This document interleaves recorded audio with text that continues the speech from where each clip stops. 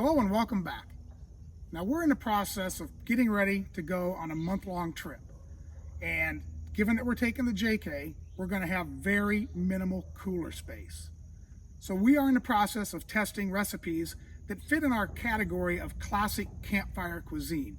Now if you've watched our other videos, you know that those recipes do not require a lot of cooler space, but still make great food that's very hearty and filling. So today, we're gonna do one that I think sounds fantastic. So stick around, let me show you what we've got going.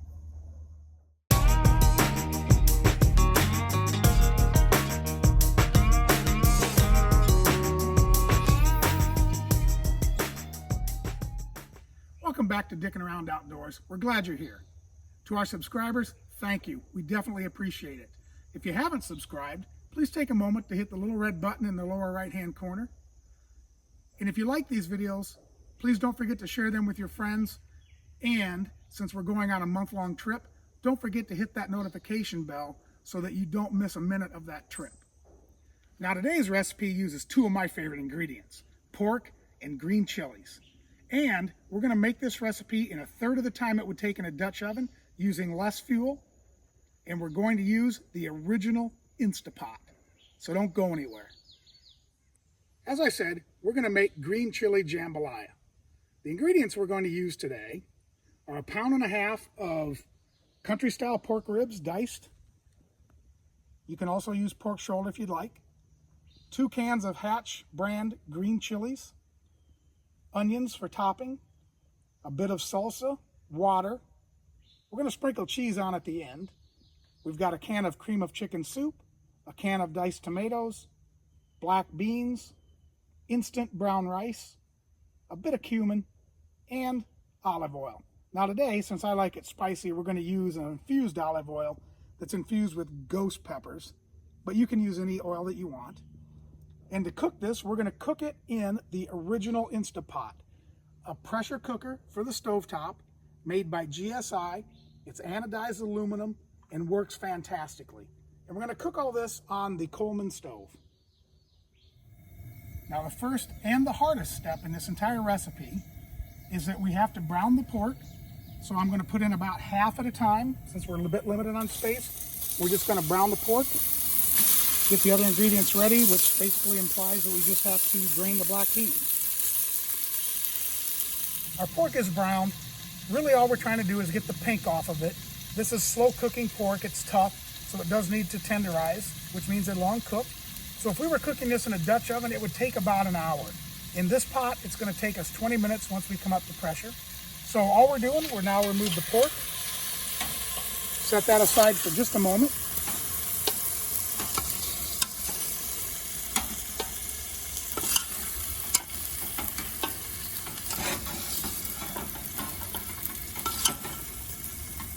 And as you can see, we've got a bit of fond in the bottom of the pan, so we're going to go ahead and dump the tomatoes in. They're the juiciest of the ingredients. We're going to go ahead and pour those in first, and then we're going to deglaze the pan just a bit.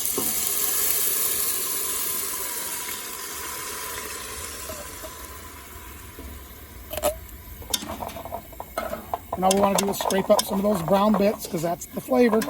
We're going to bring this to a boil before we put the lid back on. That's how you build up the pressure. So we just add the ingredients. Doesn't matter what order. It all goes in at this point except for the cheese and the onions. The onions are for the end.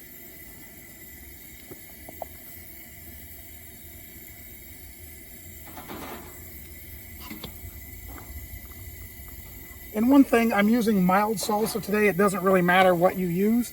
If you like it hotter, you can do that. Hatch chilies come in either hot or mild, so you can adjust this a bit to your liking. And as I mentioned, the browning of the pork might be the hardest part of the recipe. I forgot about having to dump out cream of chicken soup, so that might go. No, that wasn't too hard.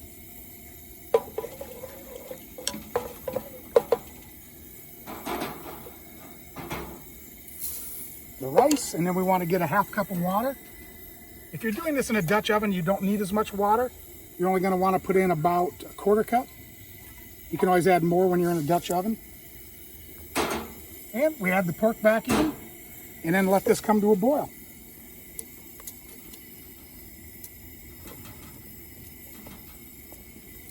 Give it a quick stir to mix it up.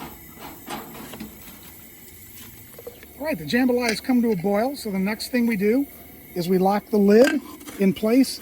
Now, if you've never used a pressure cooker,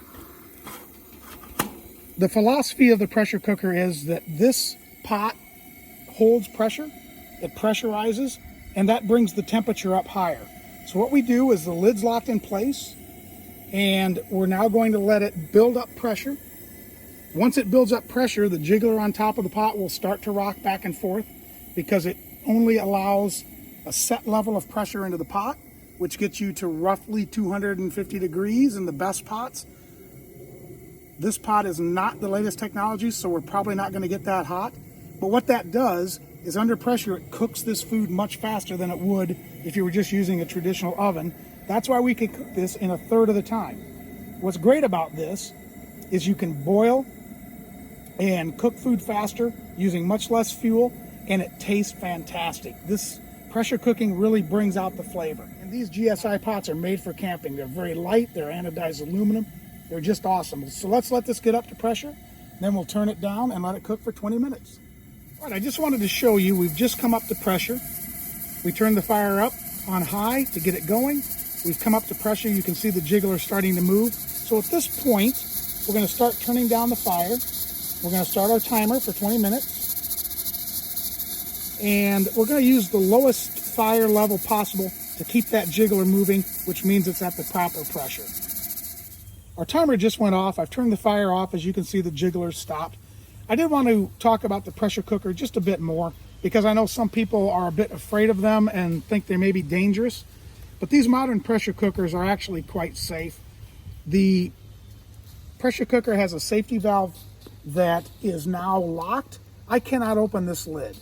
So while the pressure cooker is under pressure, the lid will not open. And if for some reason the device did start to overpressure, you have two safety valves which will actually release, and the pot cannot get to a pressure that would cause it to be dangerous.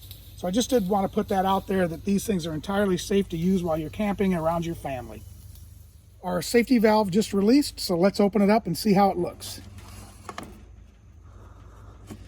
Always take the lid off pointing away from you because there is steam comes out. Whoa, that looks tasty. I'm going to let this cool down just a bit. As you can see, it's still quite hot. And then we'll dish some up, see how it tastes. This has had the chance to cool down. I'm going to go ahead and try some. We've given it a stir. As you can see, it's nice and thick, but it's not dry. Still pretty warm. I'm going to go ahead and put a little bit of onion on top of this, add a little crunch to it, since there's not a lot in here for texture. And top it with cheese. Now the cheese does require refrigeration. I think this is something you could forego if you wanted to. Camera lady disagrees with me, so that's your choice. So let's see how this tastes.